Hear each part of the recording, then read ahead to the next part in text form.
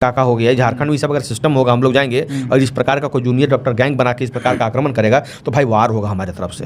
हम लोग पकड़ के कूटेंगे, दम भर कूटेंगे। अब वहाँ गुंडैया इस प्रकार का जो पीएमसीएच का जो सुने हैं, ये तो हम ताजुब भाई, पीएमसीएच में इतना गुंडागर्दी आखिर होता कैसे? तो ये सिर्फ पीएमसीएच में ही नहीं है ना, ये तो हमारे झारखंड बिहार के सभी सरकारी अस्पतालों में। हम जानते हैं कि जो गरीब रहेगा, जो मजबूर रहेगा, जो मजदूर रहेगा, उसको दबाएगा। जब मनीष कश्यप जी जैसे लोगों के साथ लोग ऐसा व्यवहार कर सकते हैं, जो जूनियर डॉक्टर हैं, तो आम जनों के साथ उन लोग कैसे बिहेव करते होंगे? वो इमेजिन करो, आप ऐसे करके जाइएगा, दुबक के जाइएगा, सर प्लीज सर इलाज कर दीजिए, तो इलाज करेगा।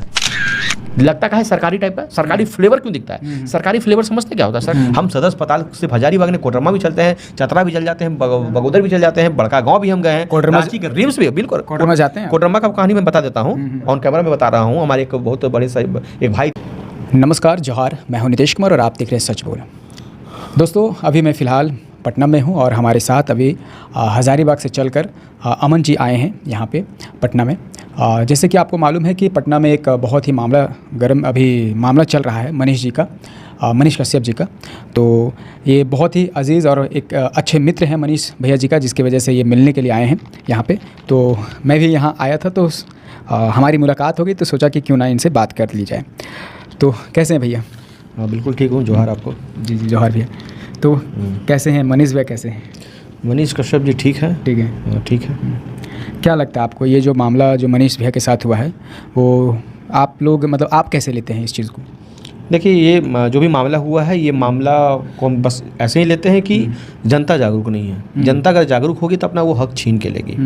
जनता सोई हुई है और जब वो मुसीबत में होती है तो जनता रोती है, बोलती है कि मेरा इलाज नहीं हो रहा, फलना नहीं हो रहा, चिल्ला नहीं हो रहा है। आपको जागना होगा, आपको लड़ना होगा, आपको बोलना होगा, आपको सीखना पड़ेगा कि अपने हक को कैसे लेते हैं। हम लोग तो भाई झारखंड हज़ारीबाग के रहने वाले हैं। वहाँ के भी अस्पतालों में जब मैं जाना शुरू कर दिया तो इतना दहशत हो गया कि वहाँ इलाज वाला सुचारू रूप तरीके से चलने लगा। बीच बीच में हम चल ही जाते हैं ताकि पता रहे कि आएगा, देखते रहेगा। तो एक ये होता है कि भाई पतंगड़ नहीं बनाना है, इलाज सबका ठीक से करना है। और मैं तो कहना चाहता हूँ किसी भी अस्पताल में आप चल जाइए, ऑर्थो डिपार्टमेंट जहाँ पर हड्डी उड्डी जोड़ने का जो काम होता है, ऑपरेशन का काम होता है, उस डिपार्टमेंट में आप चले जाइए, झारखंड हो, बिहार हो, आपको उस जगह से आपको स्थिति पता चल जाएगा अस्पताल की स्थिति क्या है। कोई बोलेगा 10 दिन से ऑपरेशन नहीं हो रहा, 12 दिन से नहीं हो रहा, ये झारखंड का भी स्थिति है, हजारीबाग का भी स्थिति है और भी अस्पतालों की स्थिति है। बेहाल सभी सरकारी अस्पतालों का स्थिति बहुत ही बुरा है। अब आप सोचिए, एक छोटा आदमी, एक डॉक्टर या डॉक्टर नहीं भी रहता है, डॉक्टर को रख करके एक नर्सिंग होम चलाता है, छोटा सा, कहाँ पे कोई भी चलाता है, कहीं पर प्राइवेट चलाता है, कितना साफ सफाई रहता है। 1000 स्क्वायर फीट में 2 कमरा चलाता है, 2500 स्क्वायर फीट में एकदम क्लीन होता है, सारा व्यवस्था टाइट होता है उसका, प्राइवेट वाला। इतना करोड़ों अरबों का संपत्ति हमारे अस्पतालों का भी, शहीद भिखारी मेडिकल कॉलेज भी बन गया है, सारा व्यवस्था बढ़िया है, उसके बाद फिर इतना गंदगी का है भाई। लगता क्या है सरकारी टाइप का, सरकारी फ्लेवर क्यों दिखता है? सरकारी फ्लेवर समझते क्या होता है? सरकारी फ्लेवर मतलब घिस घाट जाइए, आपको व्यवस्था सही नहीं रहेगा, गंदा फंदा आपको दिखने के लिए मिलेगा, लेकिन सब सरकारी मतलब लग रहा है कि लूट मच रहा है, फ्री का चीज़ है। ये जनता को समझना चाहिए, फ्री का चीज़ नहीं है।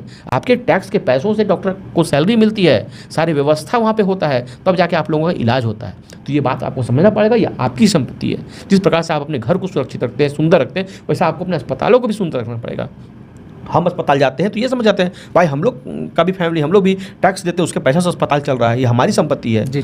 कहीं कुछ गंदा रहता है, कहीं कुछ गलत रहता है, तो उसके बारे में डांटते हैं, बोलते हैं, समझ गए बात को ना, और स्थिति में सुधार आता है। समझता है कि भाई लोग मानने वाला लोग नहीं है। अब वहाँ गुंडैया इस प्रकार का जो पीएमसीएच का जो सुने हैं, ये तो हम ताजुब भाई, पीएमसीएच में इतना गुंडागर्दी आखिर होता कैसे? तो ये सिर्फ पीएमसीएच में ही नहीं है ना, ये तो हमारे झारखंड बिहार के सभी सरकारी अस्पतालों में। हम जानते हैं कि जो गरीब रहेगा, जो मजबूर रहेगा, जो मजदूर रहेगा, उसको दबाएगा। जो जागरूक रहेगा, जो पढ़ा लिखा रहेगा, कम पैसा वाला भी रहेगा, वो नहीं दबेगा। जी। समझ गए बात को ना? हम लोग को नहीं दबा पाता है, हम लोग टाइट सवाल कर देते हैं, चाहे सुपरिटेंडेंट रहे, चाहे सिविल सर्जन है, चाहे डॉक्टर रहे, टाइट सवाल आता है, काहे नहीं इलाज कर रहे हैं महाराज?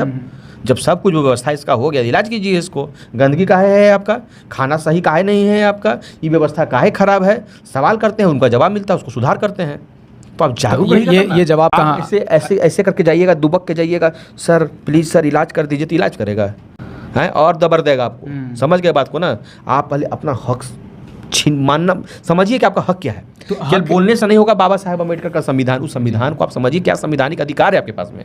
अच्छा, उस ताकत को आप समझिए। ये चीज़ तो हम लोग समझ रहे हैं कि हमारा हक है संविधान, और मतलब हम लोग पढ़े लिखे हैं।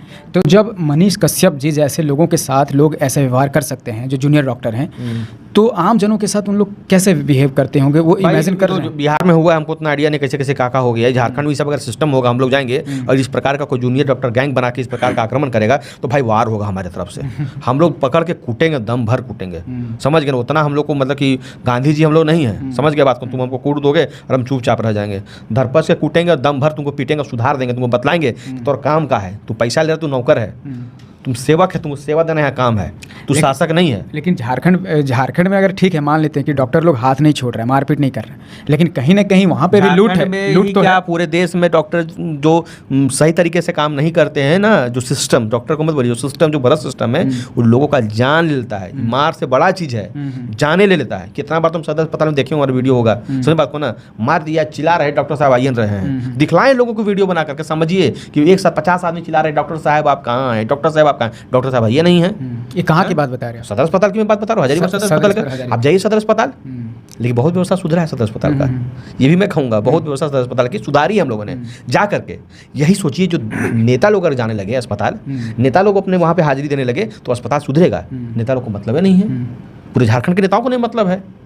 हम माननीय स्वास्थ्य मंत्री आदरणीय आपके जो है माननीय, जो कहिए आगे लगा लीजिए, हैं उस व्यक्ति के आगे जो लगा लीजिए, समझे ना, माननीय है, समझे बात को ना। काम के कुछ हो नहीं है, काम के होते तो व्यवस्था सही होता। लेकिन घूम तो रहे हैं, लेकिन व्यवस्था सुधर नहीं रहा। हम दिखा दे कहाँ कहाँ है, कहाँ का हाथ पकड़ को लेकर चलने के लिए तैयार है, व्यवस्था दिखा देता है कहाँ का क्या क्या है। नहीं तो वही सही से दवा नहीं मिल रहा है, सही समय पर इलाज नहीं हो रहा है, मशीन खराब है जांच का, बहुत सारा मशीनें नहीं है प्राइवेट के लिए वहाँ पर, मतलब कि अटका हुआ है आदमी। अब दलाल तो इतना अस्पताल के बाहर घूमता है प्राइवेट में ले जाने के लिए। सबसे बड़ा बिजनेस आजकल प्राइवेट अस्पतालों का, प्राइवेट नर्सिंग होमों का हो गया है, समझ गए बात को ना। मतलब यहाँ पे जो भी एडमिट होता है सरकारी अस्पताल में, उसको डायरेक्ट प्राइवेट और उसके छोटा छोटा अस्पताल चल जाइए, मान लीजिए इचाक चल जाइए, झुमरा चल जाइए, दारू चल जाइए, मेरू चल जाइए, उधर बगोदर चल जाइए, बिशुनगढ़ चल जाइए, बड़का गाँव चल जाइए, हैं सिमरिया चल जाइए। क्या करेगा अंदर, क्या करता है, मरीज आया, बड़ा अस्पताल बना हुआ है बॉस, बड़ा अस्पताल बना, मरीज आया क्या है, नहीं ठीक है आपको हमसे रेफर करते हैं, रेफर कर देता है। अरे तुम इतना बड़ा बिल्डिंग बना के रखे हो जी बगोदर में, तुम इतना बड़ा बिल्डिंग तुम बड़का गाँव में क्यों बना के रखे हो? जाकर बड़का गाँव अस्पताल देखिए, इलाज नहीं करता है, सब सीधे हजारीबाग भेज देता है। और हजारीबाग डॉक्टर परेशान हो जाएगा जी, सारा बोदरेशन आ जाता है, एक टाउन में आ जाता है, क्या करेगा भाई? वो टाउन का अस्पताल है, टाउन के लोगों के लिए, और विशेष कुछ वैसा उसको रेफर कीजिए, सबका दिमाग हजारीबाग सदर अस्पताल लेगा, तो ये भी गलत है। वो फिर सब लोग पर ज़्यादा आ जाता है। इस व्यवस्था को सुधारिएगा तो वहाँ पे इलाज बहुत बढ़िया तरीके से होगा। सिस्टम गड़बड़ है, सब घोटाला करते हैं, आयुष्मान के नाम पर पैसा हड़प करते हैं, समझ गए बात को ना। दाम हुआ मान लीजिए 50,000 सब दवा वाले करके, बिल बनता है 3 लाख का, आयुष्मान का पैसा गायब हो जाता है, समझ गए बात को ना। जाइएगा अस्पताल में, दवा नहीं है, दवा को बेच देगा और प्राइवेट में आपसे मंगा लेगा, चढ़ा देगा, इसको हम दे दिए पैसा, दवा दे दिए हैं, क्या कीजिएगा? आयुष्मान में घोटाला तो सरकारी में नहीं, प्राइवेट वालों भी कर रहे हैं। वही तो बोल रहे हैं आपको, बोले मतलब जहाँ 7 दिन का इलाज होना चाहिए वहाँ 15 दिन चल जो है। प्राइवेट अस्पताल जो है, जो दलाल को भेज के वो कहीं स्मगलिंग करते हैं, इंसानों के जान का स्मगलिंग होता है, जान भी लेते हैं, इलाज भी नहीं करते हैं और पैसा भी ले लेते हैं, ये स्थिति है। और मैं बताना चाहता हूँ कि आप स्वास्थ्य व्यवस्था को नहीं सुधारिएगा, शिक्षा को नहीं सुधारिएगा, क्या सुधारिएगा? इसीलिए हम तो शुरू से इस मुहिम में लगे हुए हैं स्वास्थ्य व्यवस्था, क्योंकि मैं आज ये घटना हुआ तो आज अमन कुमार नहीं बोल रहा है। आप हमारी वीडियोस को, पुरानी वीडियोस को आकर देखिए। हम सदर अस्पताल से हजारीबाग ने कोडरमा भी चलते हैं, चतरा भी चल जाते हैं, बगोदर भी चल जाते हैं, बड़का गांव भी हम गए हैं, कोडरमा रिम्स भी, बिल्कुल कोडरमा जाते हैं। कोडरमा का कहानी मैं बता देता हूँ, ऑन कैमरा में बता रहा हूँ। हमारे एक बहुत बड़े एक भाई थे, साथ में वो थे, बोले चलिए, पत्रकार थे, बोले चलिए आपको मैं स्थिति यहाँ दिखाऊँ, क्योंकि बहुत कमेंट मुझे जाता था कोडरमा से। कोडरमा अस्पताल हम चले गए, वहाँ चले गए, हम देखे वही वाला डिपार्टमेंट में, ऑर्थो वाला, बाहर में बड़ा बोर्ड लगा हुआ था, समझ गए ना, क्या क्या खाना खा देख लिया। आज दिन बुधवार है तो आज पनीर है, पता सब हम पढ़ लिए। हम घुसे अंदर, बोले दादी क्या मिला खाने के लिए आज आपको? तो बोलती कहाँ मिला खाने? बोले कहाँ नहीं मिला खाने? बोले आज भर्ती सुबह में हुए 9 बजे, बोलता कल से खाना मिलेगा। ऐसा कई लोग बोला। उसके बोले कि आपको क्या मिला? बोला दाल मिला, चावल मिला। बोले पनीर कहाँ नहीं मिला? बोले पनीर कहाँ मिला? आज पनीर था मेनू में। दिमाग मेरा सनसना गया। कुछ लोग बोले कि इलाज नहीं हो रहा है, दवा बाहर से मंगवा रहे हैं। सब पता चल गया किसी की इलाज नहीं हो रहा है। तो अब 5-7 को आया सिपाही, ठीक है, आपको बुला रहे हैं सिविल सर्जन। बोले चलो, हम गए सिविल सर्जन गेट के बाहर में, फटाक से हमको बुलाए अंदर, केबिन में जाकर बैठे हैं हम। थोड़ा देर के बाद हमको बोलते हैं कि क्या है आपका, क्या बात है? बोले आप ना बताइए हुजूर क्या बात है, आप बुलाए, हम थोड़ी आपको पास में आए हैं, क्या बात है बताइए। तो बोले क्या इनका है? बोले नहीं वीडियो बना रहे थे अस्पताल में। तुम वीडियो बनाता है उसका मोबाइल, अभी भी वीडियो बना रहा है, मोबाइल छीनो उसका। देखो सिपाही आकर के मोबाइल छीने, उसको डांटे कस के, बोले प्रधानमंत्री है रे, ये प्रधानमंत्री है तो तू कहेगा तो हमारा मोबाइल छीन लेगा, चुपचाप खड़ा रहो, बंदूक लेकर वहाँ किनारे तुम।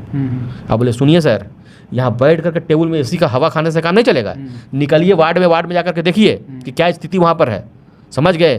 जो मीनू से खाना नहीं मिल रहा है, इलाज नहीं मिल रहा है, दवाई नहीं मिल रहा है, बाहर से मंगवा रहे ये हैं। कब की बात है? कितना, हम जेल से निकले थे पहली बार, उसके बाद का घटना अच्छा, है। लेकिन अभी हम हाल फिलहाल में वहाँ पे विजिट किए थे पूरा कैमरा के साथ में, हाँ। तो थोड़ा बहुत जिस हिसाब से बता रहे तो थोड़ा सा लग रहा है कि ठीक है, हुआ है। ठीक हुआ है। हाँ। हुआ होगा तो देखे गए तो कुछ तो ठीक होगा। जी, जी। और हम बोले भी कि हम जब भी गुजरेंगे तो हम आएंगे बस। हम लोग वैसे ही लोग हैं। उसके बाद वो एक डॉक्टर को भेजे, सारा व्यवस्था दिख रहा है, सब सुधार हम लाते हैं। और आप बता भी रहे हैं आज के ऑन कैमरा कि कुछ सुधार हुआ है। नहीं सुधार हुआ है। चलिए, अच्छी बात है, सुधार होना चाहिए। उसके बाद डॉक्टर साहब को हमने कहा कि देखिए, यहाँ अभी आप तो बिहार में हैं, तो बिहार वालों को क्या संदेश देना चाहेंगे आप? हम तो पूरा देश के लोगों को संदेश देना चाहेंगे। देश के जितने भी गरीब दुर्बल लोग हैं, मध्यम परिवार के लोग हैं, सबको हम ये संदेश देना चाहेंगे, आप अपने हक की लड़ाई लड़िए, चुप मत बैठिए। जहाँ भी लगता है आपको दबा रहा है वहाँ दबिए मत। आप पढ़िए लिखिएगा तब ना कुछ जानिएगा क्या आगे क्या। आप पढ़े लिखे हैं ही नहीं, कुछ नॉलेज आपको है ही नहीं। आपको जैसा चाहता है वैसा खेत में आपको जोत देता है। तो इसके लिए आपको शिक्षा से जुड़ना पड़ेगा, बच्चों को शिक्षित करना पड़ेगा, अपने हक को मानना पड़ेगा, हक को जानना पड़ेगा। और एकदम बाबा साहब का संविधान जिसमें बहुत शक्ति है, उसको प्रयोग तो कीजिए, तो प्रयोग कीजिए उन शक्तियों को।